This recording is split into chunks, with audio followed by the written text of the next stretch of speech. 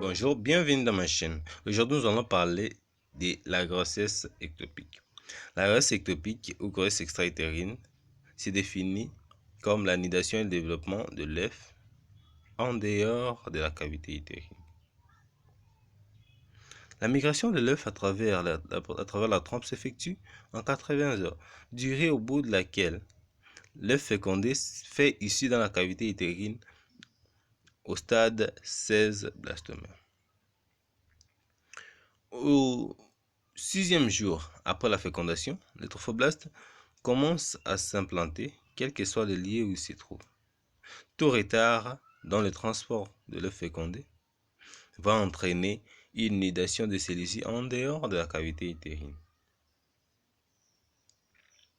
Il y a deux groupes de causes pour ces retards de transport. Nous avons les causes tubaires et les causes ovulaires.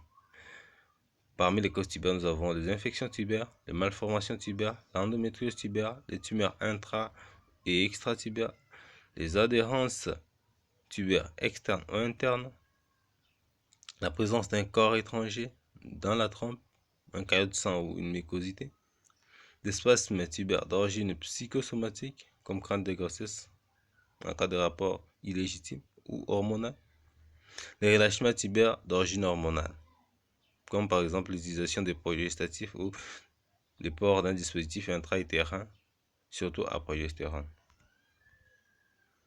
Comme cause ovulaire, ce sont des causes de la formation d'un gros ovocyte.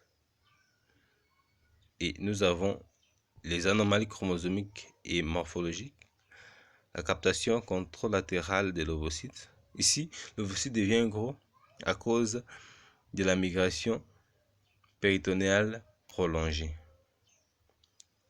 La migration contralatérale de l'œuf fécondé, l'ovulation retardée et la fécondation in vitro avec transfert d'embryon. Variété topographique. Des localisations ectopiques sont fréquentes. Nous avons la grossesse tubaire qui représente 98% des grossesses ectopiques et la grossesse abdominale qui représente 2% des cas. La grossesse tubaire peut être infundibulaire, ampulaire, isthmique ou interstitielle. Et dans la grossesse abdominale, l'œuf se développe dans la cavité abdominale sur les grêles, les mésentères, permettant une évolution prolongée, parfois jusqu'au terme. Cette grossesse abdominale peut être primaire ou secondaire. Primaire, l'œuf est fécondé dans son trajet péritonéal et se greffe quelque part au niveau du péritoine. Et secondaire, l'œuf s'implante d'abord dans la trompe et s'échappe ensuite par l'ostium. Là, on parle d'avortement tubaire, ou déchire la paroi et glisse dans la cavité abdominale et s'y développe si le placenta est intact. Deux autres localisations ectopiques sont exceptionnelles. Là, nous avons la grossesse intraligamentaire et la grossesse ovarienne. Pour la grossesse intraligamentaire, la grossesse isthmique, c'est fissure et l'œuf glisse vers le bas entre les deux filets des ligaments larges et s'y développe. Et la grossesse ovarienne peut être primaire ou secondaire. La grossesse ovarienne primaire, l'ovocyte non expulsé de l'ovaire est fécondé in loco par un spermatozoïde. Et dans la grossesse ovarienne secondaire, l'ovocyte est fécondé dans la trompe, se décolle et s'implante au niveau de l'ovaire où il se développe. Comme signe clinique, nous avons des signes de la grossesse tubaire débutante et des signes de l'inondation péritonéale ou de la grossesse tubaire rompue. Les signes de la grossesse tubaire débutante. Nous avons des triades fonctionnelles, retard des règles, douleurs pelviennes et métrorragie, auxquels on peut ajouter des signes sympathiques de la grossesse, la lipothymie, l'état syncopal et l'élimination de la cadique. À l'examen clinique, l'utérus est ramolli à la palpation, le volume est inférieur à l'âge de la grossesse, la mobilisation du col est douloureuse et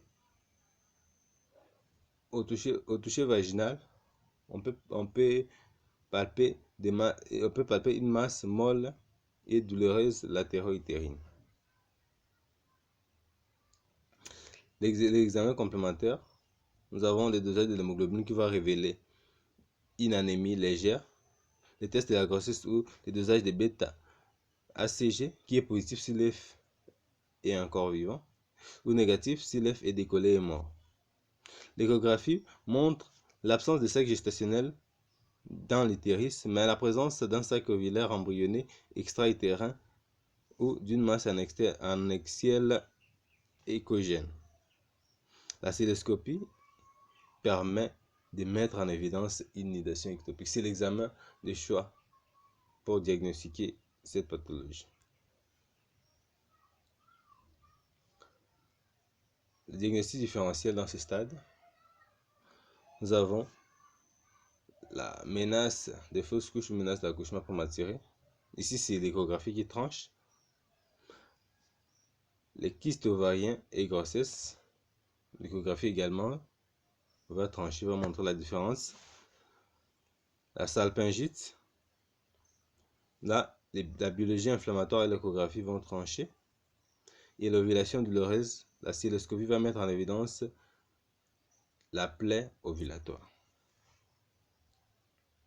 Dans l'inondation péritonéale, la symptomatologie est caractérisée par des douleurs pelviennes aiguës, atroces, des survenues brutales avec altération de l'état général, des vertiges, l'éblouissement, les bourdonnements d'oreilles, syncope, soif intense, angoisse, pâleur extrême, lèvres bleues, violacées, la respiration rapide et superficielle, les nez pincés, l'abdomen peu ballonné,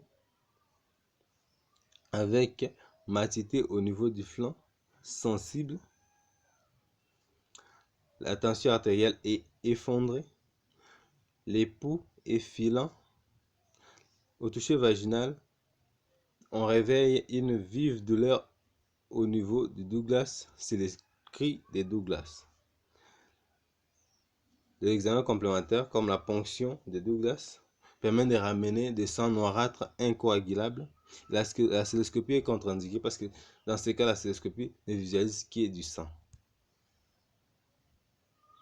Comme conduite à tenir, il faut une réanimation pré-, per- et post-opératoire par un sérum physiologique ou Ringer, des macromolécules, des sangs isotoniques et isogroupe isorésus VIH négatif, mais n'est jamais perfusé avant de clamper d'abord la trompe gravide, car il y a risque de reprise de l'hémorragie à cause de la montée de la pression artérielle.